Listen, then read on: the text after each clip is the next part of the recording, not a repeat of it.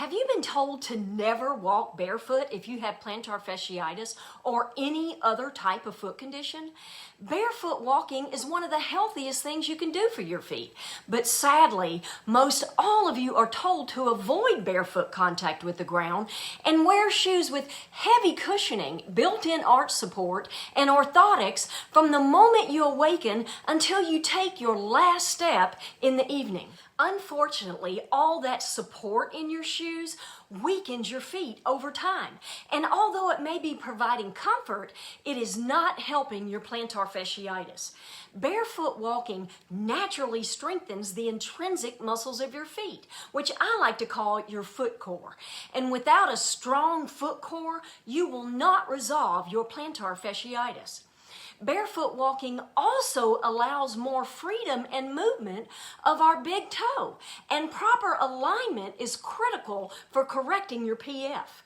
In this video, I want to share with you 3 key points to help you tackle your plantar fasciitis. Number 1, the importance of barefoot walking and why avoiding it can actually be hindering your recovery.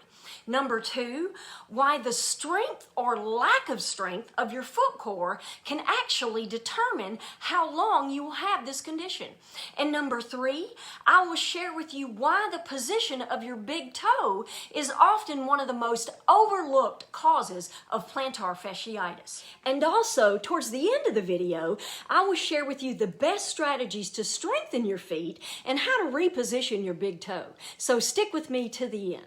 I'm Dr. Angela, and I'm the Plantar Fasciitis Doc, and I'm all about helping you resolve plantar fasciitis at home. Now, let's get into it. I specialize in PF, and I have seen thousands of cases. In my program, I spend most of my time debunking common myths and sharing what not to do. My patients will often say that the protocols in my program are completely opposite of what they have been told, and recommending barefoot walking is no exception. Now, I can understand why people with PF are told to avoid barefoot walking, especially in the acute phase where you're in a lot of pain. It can be painful to even think about going without shoes, but the benefits of going barefoot are numerous and go well beyond just mechanical. Many studies have shown that barefoot cultures have little to no foot problems and have significantly straighter, more aligned toes and stronger arches. So what does this tell us? That our conventional footwear with narrow toe boxes and elevated heels are destroying our feet. Our feet and toes were meant to spread and splay as we walk and run. Our big toe should be straight and not shifted inward, and there should be adequate space between each toe.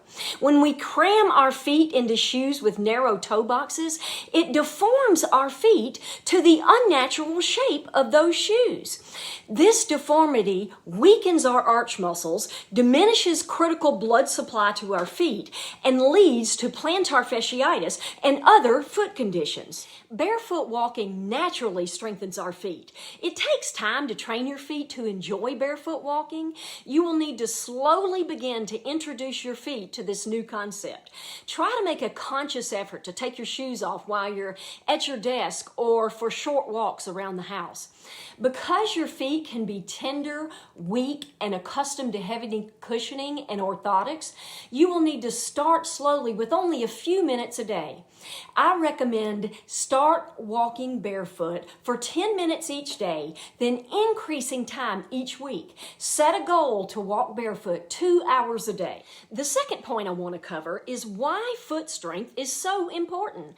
You may have never heard of the intrinsic muscles of your foot, but these little guys are incredibly important and play a significant role in providing built-in shock absorption.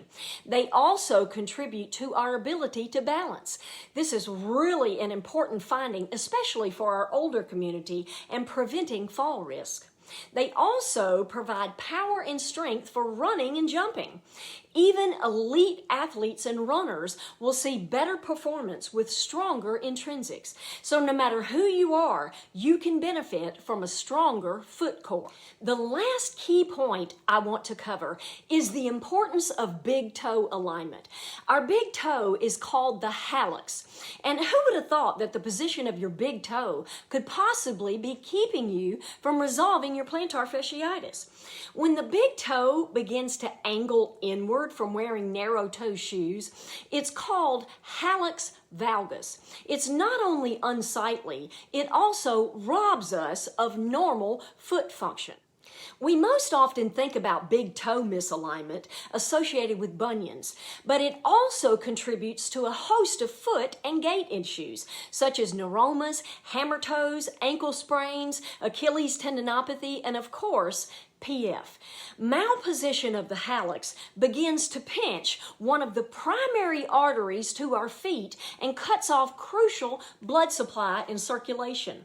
When your feet are not receiving enough blood supply, the tissues begin to degenerate and weaken, and this is one of the primary causes of PF. It can also hinder balance and ankle stability.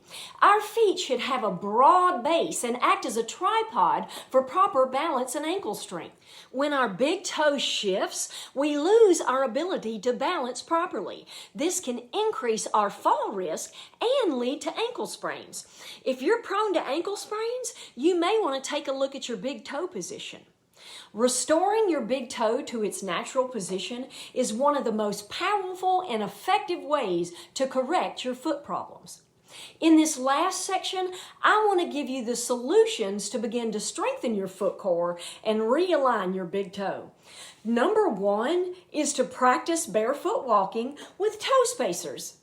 Toe spacers help to stretch and realign your toes from the damaging effects of narrow toe shoes.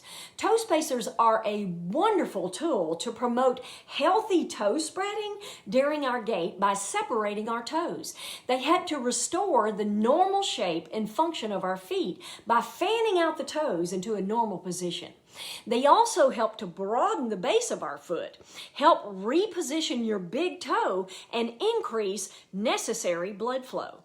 Wearing toe spacers during physical activities such as yoga, running, or weight training can further enhance the corrective benefits.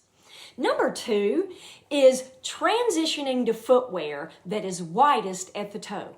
Wear shoes that allow your toes to splay normally. The shoe brands that I recommend most often are Ultras and Zero Shoes and Flux Footwear. I have an approved shoe list for plantar fasciitis in the description, so be sure you take a look at that and make sure you're not sabotaging your recovery by wearing the wrong shoes. There are two simple exercises that I recommend to increase foot strength. The first one is towel grabs. With your toes on a towel, flex and scrunch your toes and pull the towel towards you. Be sure you keep your heel on the ground.